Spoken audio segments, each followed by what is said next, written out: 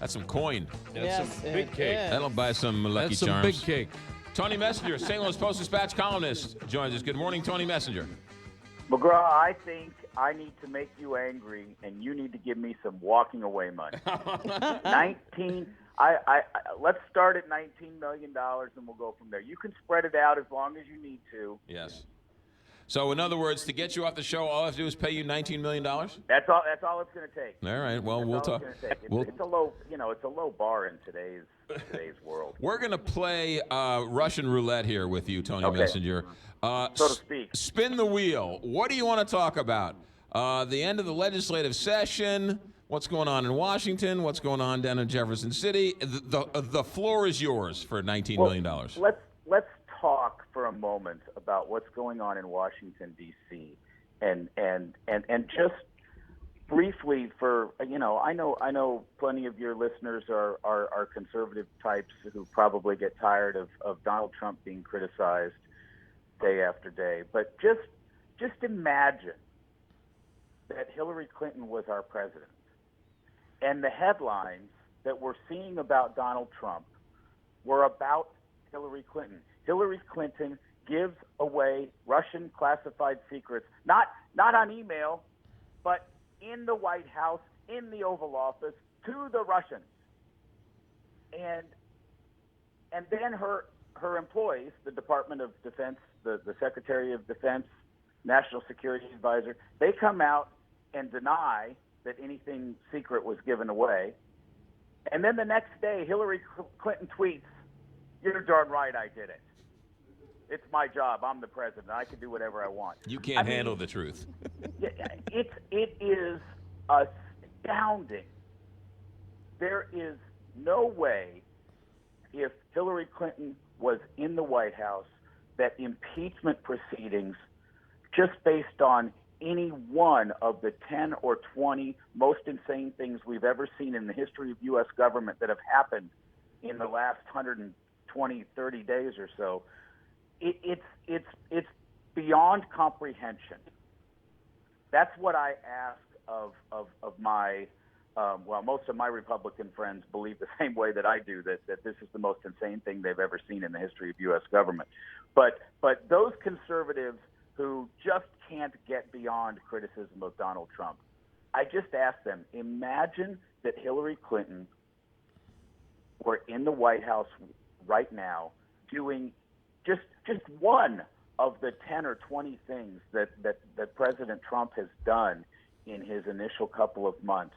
There is no way that impeachment proceedings would not have already begun. Okay, Tony, let me ask you this question, because we're going to take phone calls next hour and basically ask that same question.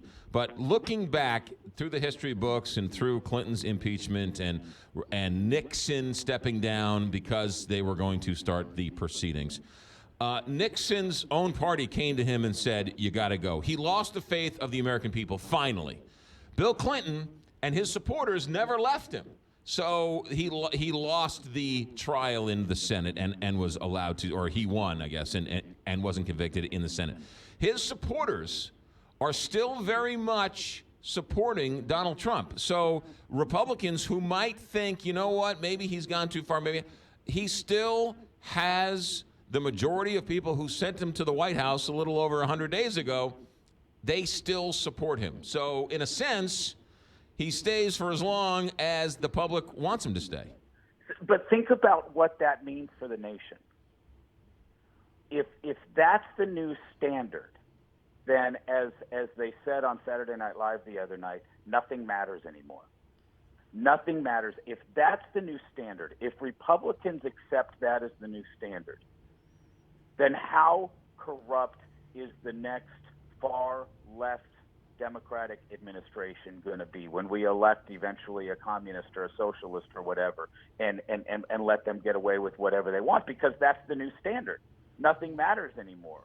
We no longer impeach our presidents because they're the president and we just have to back them under any circumstances. We are so far beyond the pale of normalcy right now, so far beyond the pale of anything that we've ever seen in traditional political environment, that it's damaging to the institution of our nation's democracy.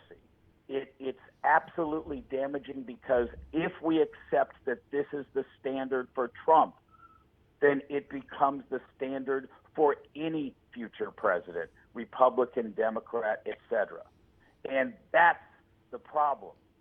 And that's what we have to get beyond. There are plenty of Republicans in Congress, particularly in the Senate right now, that at least very privately are amazed by this and pushing back.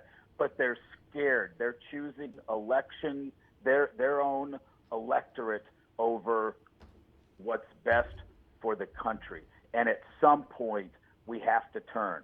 A lot of people thought the firing of Comey would do it, and it still probably should. Heck, a lot of people thought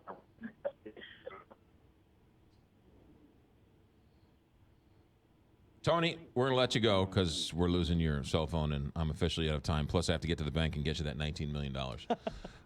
Thanks, Tony. 827 here, Big 550, KTRS. We are going to take phone calls on that very topic next hour, and I'm going to sit back, play traffic cop, and let the public speak because, you're right, that's ultimately the one who's going to decide this. But we'll take some phone calls on it next hour. So how about this? Want to go to a nice